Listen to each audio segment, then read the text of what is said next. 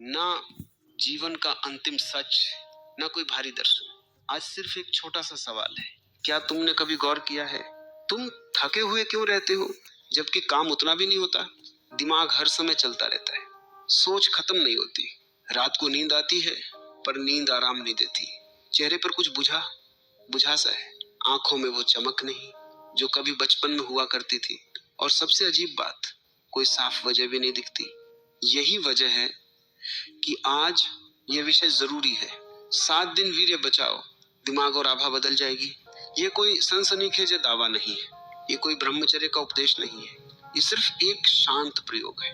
समस्या ये नहीं है कि तुम गलत हो, समस्या ये है कि तुम लगातार अपनी ऊर्जा बाहर बहा रहे हो और फिर हैरान हो कि भीतर खालीपन क्यों है। हमारी शिक्षा ने हमें सिखाया, ज्यादा काम करो, ज्यादा सोचो, ज्यादा साबित करो, लेकिन किसी ने नहीं सिखाया कि ऊर्जा बचाना भी एक कला है। वीर्य, इस शब्द से लोग या तो हंसते हैं या असहज हो जाते हैं, पर सच ये है, ये सिर्फ शरीर का द्रव नहीं है, ये तुम्हारी जीवन ऊर्जा का सघन रूप है। शरीर इसे यूं ही नहीं बनाता, ये महीनों की प्रक्रिया है। खून, पोषण, सांस, नींद सब इसमें लगते हैं। और जब ये ऊर्जा बार बार बिना होश के निकलती रहती है तो दिमाग सबसे पहले असर दिखाता है। तुमने नोटिस किया होगा, बार बार इच्छा उठती है पर उसके बाद मन भारी हो जाता है। कुछ देर के लिए राहत, फिर खालीपन, फिर अपराध बोध, फिर खुद से नाराजगी। यही चक्र दिमाग को कमजोर करता है। अब जरा कल्पना करो, अगर सिर्फ 7 दिन तुम इस ऊर्जा को नीचे जाने से रोक दो, कोई लड़ाई नहीं, कोई दबाव नहीं, बस इतना कहो, अभी नहीं। पहले 2 दिन मन शोर मचाएगा, पुरानी आदतें आवाज देंगी, और यही एक मजेदार सच्चाई है, आदतें मरते समय सबसे ज्यादा शोर करती हैं। हल्की मुस्कान, तीसरे दिन कुछ बदलना शुरू होता है। तुम्हारा ध्यान थोड़ा टिकने लगता है, फोन देखते देखते अचानक याद आता है, काफी हो गया, ये पहले नहीं होता था। चौथे दिन नींद बदलती है, भारी नहीं, गहरी। सुबह उठते समय वही पुरानी सुस्ती नहीं रहती और दिमाग पहली बार थोड़ा शांत लगता है। 5वें दिन ऊर्जा ऊपर की ओर बहने लगती है। ये कोई रहस्य नहीं है, जब ऊर्जा नीचे नहीं जाती तो उसका रास्ता बदलता है।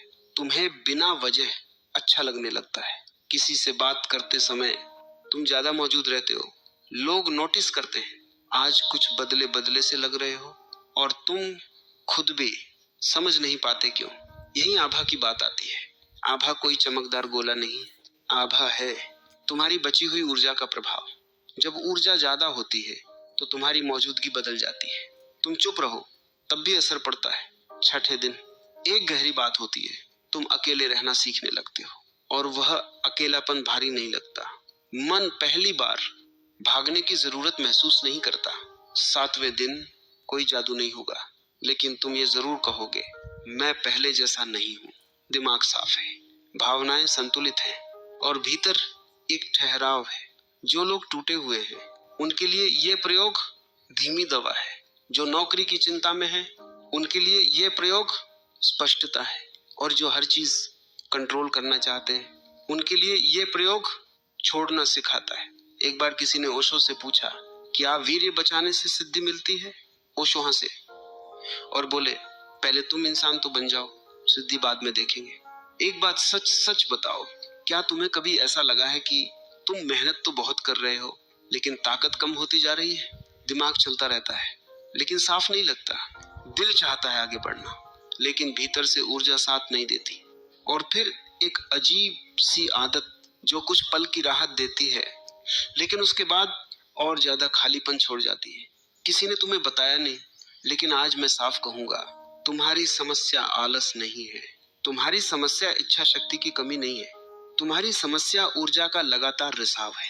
और सबसे हैरानी की बात यह है, जिस चीज को तुम सबसे नॉर्मल समझते हो वही तुम्हें सबसे ज्यादा कमजोर बना रही है। अब ध्यान से सुनो, अगर तुम यह पूरा वीडियो शांत मन से अंत तक सुन लेते हो तो तुम जानोगे क्यों सिर्फ 7 दिन वीर्य बचाने से दिमाग की उलझन कम होने लगती है, क्यों चेहरे की थकान अपने आप उतरने लगती है, और क्यों लोग बिना वजह तुम्हारी मौजूदगी को महसूस करने लगते हैं। ये कोई मोटिवेशन नहीं है, ये कोई चैलेंज नहीं है, ये एक अंदर की सफाई है जिसे समझने के बाद तुम खुद तय करोगे कि तुम्हें अपनी ऊर्जा के साथ क्या करना है। तो अगर तुम्हें लगता है कि तुम खोए हुए हो, ओवर थिंकिंग से थक चुके हो या जिंदगी में दिशा की कमी महसूस हो रही है, तो ये वीडियो तुम्हारे लिए है। अंत तक बने रहना, क्योंकि आखिर में एक ऐसा सच खुलेगा जिसे जानने के बाद तुम खुद से ये सवाल पूछे बिना नहीं रहोगे, मैंने ये पहले क्यों नहीं जाना। अब जरा ये समझते हैं कि ये विषय इतना जरूरी क्यों है। क्यों हर उम्र का इंसान, चाहे वो कॉलेज में हो, नौकरी ढूंढ रहा हो, कॉरपोरेट की दौड़ में फंसा हो या दिल टूटने के बाद खुद को जोड़ने की कोशिश कर रहा हो, क्यों वह अंदर से थका हुआ महसूस करता है। देखो, आज जिंदगी बहुत तेज है। मोबाइल उठाते ही तुलना शुरू हो जाती है। कोई आगे निकल गया, कोई शादी कर चुका है, कोई विदेश में है, और तुम बस सोच रहे हो। दिन भर दिमाग चलता रहता है, मैं क्या कर रहा हूँ, मेरे साथ ही ऐसा क्यों, मेरे अंदर वो आग क्यों नहीं बची। और रात को जब सब सो जाते हैं तो तुम अकेले होते हो, फोन के साथ, स्क्रीन के साथ, और उसी आदत के साथ जिसके बारे में कोई खुलकर बात नहीं करता। कुछ पल की राहत मिलती है, दिमाग सुन्न हो जाता है, लेकिन उसके बाद और ज्यादा थकान और ज्यादा खालीपन, और अगली सुबह वही भारी सिर, वही मन का बोझ। तुम सोचते हो शायद मैं ही कमजोर हूँ, शायद मुझ में ही डिसिप्लिन नहीं है। लेकिन नहीं, ये कमजोरी नहीं है, ये ऊर्जा का असंतुलन है। आज की सबसे बड़ी गलती ये है कि हम अपने शरीर को एक मशीन समझने लगे। जब मन परेशान तो एस्केप, जब तनाव तो डिस्ट्रैक्शन, जब अकेलापन तो वही पुराना रास्ता। और हम समझते हैं कि ये सब नॉर्मल है। हाँ, ये आम है, लेकिन नॉर्मल होना हमेशा सही नहीं होता। ओवर थिंकर का दिमाग इससे सबसे ज्यादा प्रभावित होता है, क्योंकि जब ऊर्जा कम होती है तो सोच बिखर जाती है, एक ही बात बार बार घूमती है। तुम काम करना चाहते हो लेकिन ध्यान नहीं लगता, तुम शांत रहना चाहते हो लेकिन भीतर बेचैनी है। जो नौकरी की तलाश में है उनके लिए यह और गहरा हो जाता है। इंटरव्यू से पहले आत्मविश्वास नहीं होता, आवाज में दम नहीं लगता, आंखों में भरोसा नहीं दिखता, और तुम सोचते हो मेरी स्किल्स तो ठीक हैं, फिर भी बात क्यों नहीं बन रही। क्योंकि स्किल्स सिर्फ आधी कहानी है, बाकी आधी कहानी है ऊर्जा की मौजूदगी। और जिनका दिल टट टूटा है उनके लिए यह विषय और भी संवेदनशील है। टूटे हुए दिल में इंसान सबसे पहले अपनी ऊर्जा ही खो देता है। वह खुद को खुश रखने के बहाने ढूंढता है, लेकिन हर बहाना और खाली कर देता है। ये वीडियो तुम्हें दोषी ठहराने के लिए नहीं है, ये कहने के लिए नहीं है कि तुम गलत हो, ये बस तुम्हें आईना दिखाने के लिए है, ताकि तुम समझ सको मेरे साथ जो हो रहा है वह सिर्फ मेरे साथ नहीं हो रहा। और सबसे जरूरी बात, इससे बाहर निकलने का एक शांत रास्ता है। कोई कठोर नियम नहीं, कोई शर्म नहीं, कोई दबाव नहीं, बस होश। और यही कारण है कि यह विषय इतना मायने रखता है। अब यहाँ एक बहुत जरूरी बात समझनी है। जिंदगी में ज्यादातर लोग इसलिए नहीं भटकते कि वे बुरे फैसले लेते हैं, बल्कि इसलिए भटकते हैं क्योंकि वे थकी हुई हालत में फैसले लेते हैं। थका हुआ दिमाग हमेशा गलत दिशा चुनता है, और ये थकान सिर्फ काम से नहीं आती, ये आती है लगातार भीतर से खाली होते जाने से। सुबह उठते ही मन में भारीपन, काम शुरू करने से पहले ही थकान, कॉफी पी लो, स्क्रॉल कर लो, खुद को जबरदस्ती पुश करो, दिन निकल जाता है पर भीतर कुछ भी जमा नहीं होता। और रात को फिर वही पुराना तरीका, खुद को हल्का करने का। ये एक ऐसा चक्र है जिसे लोग समझते नहीं, बस जीते रहते हैं। समाज तुम्हें बताएगा ये सब नॉर्मल है, दोस्त मजाक करेंगे, इंटरनेट इसे आजादी कहेगा, लेकिन कोई ये नहीं पूछेगा तुम अंदर से कैसे हो। यही वजह है कि इतने लोग होते हुए भी अकेलापन बढ़ रहा है। यही वजह है कि इतने ऑप्शन होते हुए भी कंफ्यूजन बढ़ रहा है। यही वजह है कि इतनी जानकारी के बाद भी दिशा नहीं मिलती। और यहाँ ओशो की एक गहरी बात याद आती है। वे कहते थे, आदमी दुखी इसलिए नहीं है कि उसके पास कुछ नहीं है, आदमी दुखी इसलिए है कि वह जो है उसे लगातार खो रहा है। थोड़ा ठहराव, जब तुम बार बार अपनी जीवन ऊर्जा को बिना होश के खर्च करते हो, तो धीरे धीरे तुम्हारा आत्म सम्मान गिरने लगता है बिना किसी वजह के। तुम खुद को कम महसूस करने लगते हो। तुम्हें लगता है कि दूसरे ज्यादा कॉन्फिडेंट हैं, ज्यादा कैपेबल हैं, लेकिन सच यह है उनके पास बस थोड़ी ज्यादा बची हुई ऊर्जा है। और ये बात टाइप ए लोगों के लिए बहुत चुभने वाली है, क्योंकि वे मानते हैं मैं सब कंट्रोल कर सकता हूँ, लेकिन ऊर्जा कंट्रोल से नहीं केयर से बढ़ती है। यह वीडियो तुम्हें ये नहीं कह रहा कि सब छोड़ दो, ये बस इतना कह रहा है थोड़ी देर रुक जाओ। 7 दिन कोई जिंदगी नहीं बदलते, लेकिन 7 दिन तुम्हें ये दिखा सकते हैं कि तुम्हारे भीतर अब भी बहुत कुछ जिंदा है। अब आगे हम धीरे धीरे समझेंगे ये 7 दिन का प्रयोग असल में कैसे काम करता है, दिमाग के साथ क्या होता है, भावनाओं के साथ क्या होता है, और वो कौन से छोटे संकेत हैं जो बताते हैं कि ऊर्जा सही दिशा में जा रही है। कोई भारी शब्द नहीं, कोई डर नहीं, बस वही बातें जो तुम रोज महसूस करते हो लेकिन कभी समझ नहीं पाए। अब यहाँ हम उस हिस्से पर आते हैं जहाँ ज्यादातर लोग चूक जाते हैं, और ये चूक अज्ञान की नहीं होती, जल्दबाजी की होती है। सबसे आम गलती क्या होती है, लोग इसे लड़ाई बना लेते हैं। मन में आते ही नहीं, गलत है, मुझे कंट्रोल करना ही होगा, मैं कमजोर नहीं हूँ। और जैसे ही तुम लड़ते हो, मन और जोर से हमला करता है, क्योंकि मन को विरोध पसंद है। ये गलती इसलिए होती है क्योंकि हमें सिखाया गया है कि बदलाव जबरदस्ती से आता है, लेकिन सच्चाई ये है ऊर्जा दबाने से नहीं, दिशा बदलने से बचती है। तो करना क्या है, जब इच्छा उठे तो खुद को दोष मत दो, बस इतना देखो अभी शरीर क्या चाहता है और अभी मन क्या चाहता है। फिर बहुत साधारण सा काम करो, अपना शरीर हिला दो, चलो पानी पी लो, खिड़की खोलकर गहरी सांस ले लो। इच्छा को दुश्मन मत बनाओ, उसे एक लहर की तरह आने जाने दो। दूसरी आम गलती, लोग सोचते हैं कि 7 दिन वीर्य बचाने का मतलब है 7 दिन बस बैठे रहना, दबाव में रहना और दिन गिनना। ये इसलिए होता है क्योंकि हम हर चीज को टास्क बना देते हैं, लेकिन ये कोई टास्क नहीं है, ये एक जीवन शैली का छोटा सा स्वाद है। अगर तुम वही पुरानी आदतें जारी रखोगे, रात भर मोबाइल, बिना नींद, लगातार उत्तेजक कंटेंट, तो मन कैसे शांत होगा। तो क्या करो, शाम को स्क्रीन थोड़ा कम करो, सोने से पहले खुद को शांत होने का समय दो, फोन नीचे रखो, लाइट धीमी करो और बस सांस पर ध्यान दो। ये कोई ध्यान नहीं है, बस थकान उतारना है। तीसरी गलती, लोग सोचते हैं कि यह सब सिर्फ शरीर का खेल है, लेकिन असल में यह दिमाग का खेल है। जब दिमाग खाली होता है तो वही पुरानी आदतें हावी हो जाती हैं। इसलिए ऊर्जा को सिर्फ रोकना नहीं, उसे कहीं लगाना भी जरूरी है। क्या? कुछ रचनात्मक, कुछ ऐसा जिसमें ध्यान लगता हो, लिखना, चलना, व्यायाम, या बस चुपचाप बैठना। ओशो कहते थे खाली मन शैतान का घर नहीं, बेवकूफ का घर होता है। तो मन को कुछ सार्थक दो। चौथी गलती, लोग परिणाम जल्दी चाहते हैं, तीसरे दिन ही पूछते हैं कुछ नहीं बदला, क्या फायदा। ये इसलिए होता है क्योंकि हम बाहर की दुनिया के इंस्टेंट रिजल्ट्स के आदी हो चुके हैं, लेकिन भीतर का बदलाव धीरे आता है। पहले संकेत बहुत छोटे होते हैं, थोड़ी बेहतर नींद, थोड़ा कम गुस्सा, थोड़ा ज्यादा धैर्य। अगर तुम इन्हें नोटिस कर लोगे तो यात्रा आसान हो जाएगी।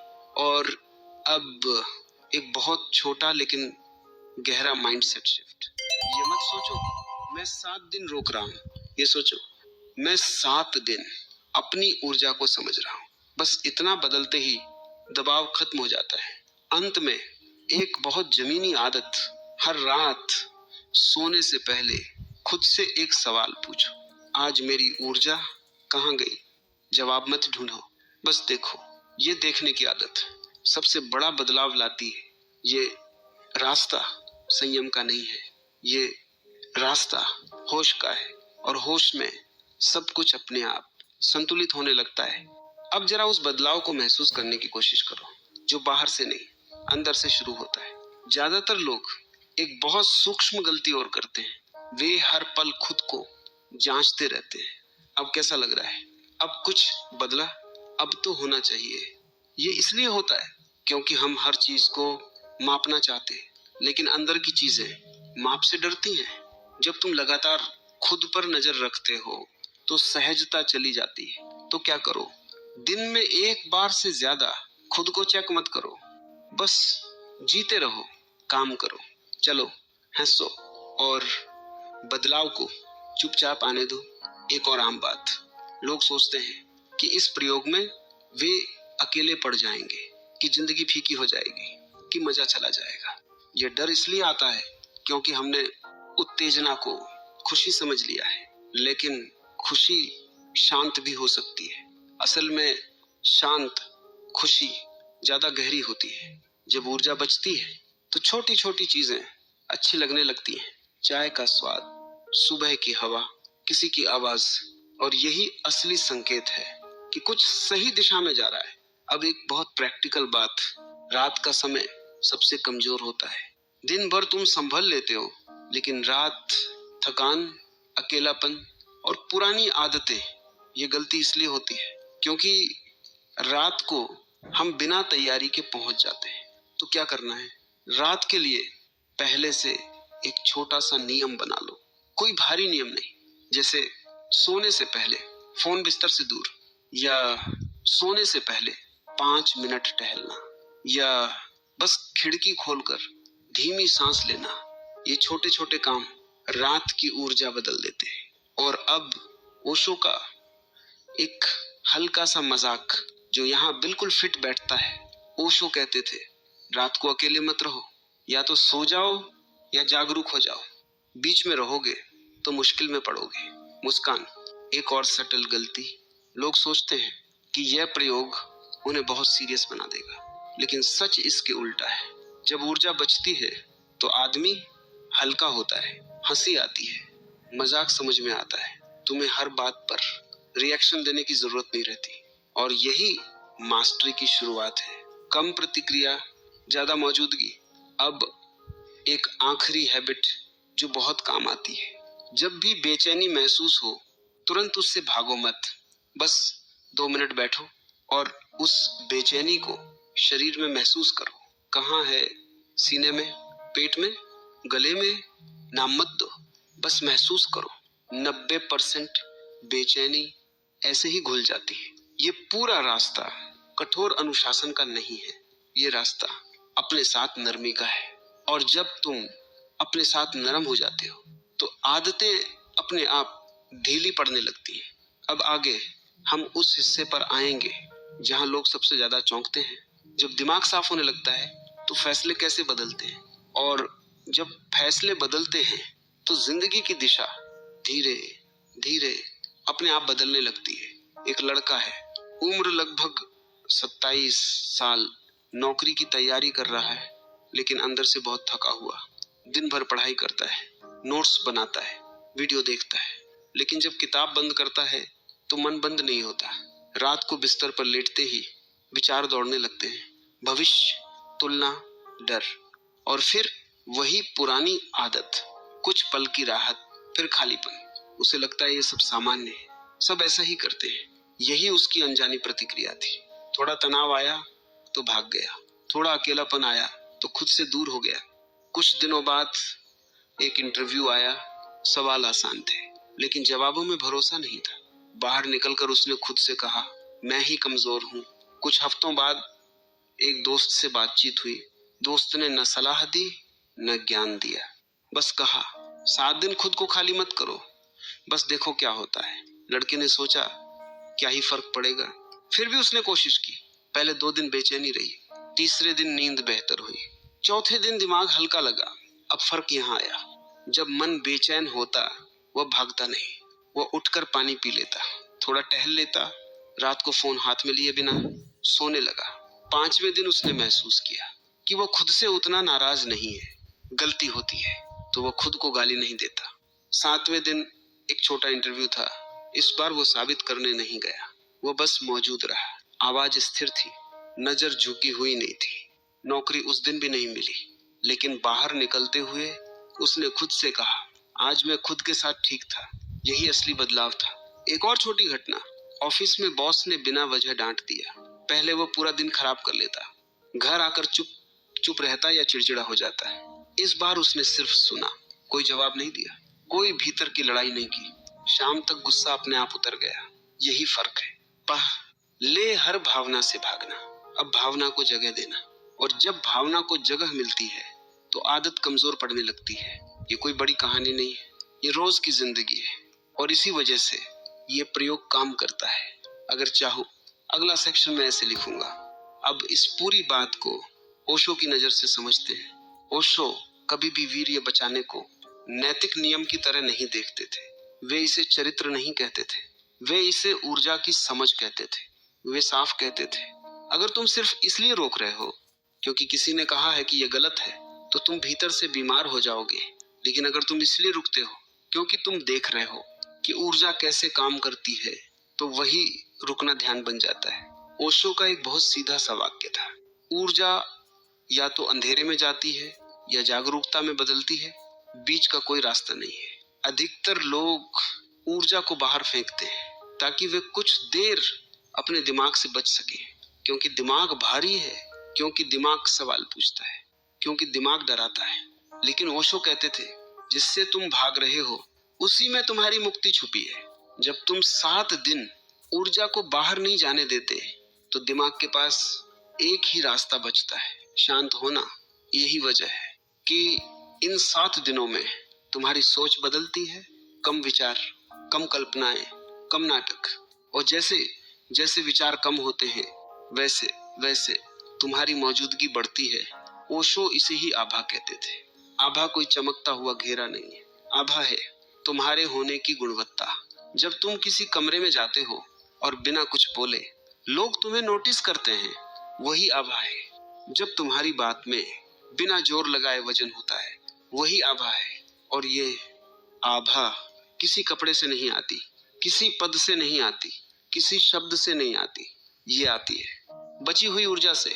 ओशो एक जगह मजाक में कहते हैं, लोग मुझसे पूछते हैं आप इतने शांत कैसे रहते हैं? मैं कहता हूं क्योंकि मैं अपनी ऊर्जा को बेवजह बाहर नहीं भेजता। और फिर वे हंसते थे। वे कहते थे, आदमी बाहर बहुत कुछ खोजता है लेकिन भीतर बहुत कम बचाता है। 7 दिन का यह प्रयोग तुम्हें साधु नहीं बनाएगा, तुम्हें अलग थलग नहीं करेगा। ये सिर्फ इतना करेगा कि तुम्हें तुम्हारे ही भीतर थोड़ा घर जैसा महसूस होने लगेगा। और जब इंसान अपने भीतर घर पर होता है तो वह दुनिया में भटका हुआ नहीं रहता। जो लोग ओवरथिंक करते हैं वे इसलिए नहीं सोचते कि वे ज्यादा बुद्धिमान हैं, बल्कि इसलिए सोचते हैं क्योंकि उनकी ऊर्जा जम नहीं पाती। जो लोग एंग्शियस रहते हैं वे कमजोर नहीं होते, वे बस खाली होते हैं। और जो लोग लॉस्ट महसूस करते हैं वे दिशा नहीं खोते, वे शक्ति खोते हैं। ओशो कहते थे, पहले शक्ति लौटाओ, दिशा अपने आप मिल जाएगी। यही वजह है कि अंत में ये सवाल जरूरी नहीं है कि तुम 7 दिन बाद क्या बन गए। असल सवाल ये है, क्या तुम 7 दिन बाद खुद के ज्यादा पास हो? अगर जवाब हाँ है तो यही शुरुआत है। कोई बड़ी घोषणा मत करो, किसी को बताने की जरूरत नहीं। मेरे धड़कन में सिया राम राम है, मन मंदिर के दर्पण में सिया राम राम है। तू ही सिया का राम, राधा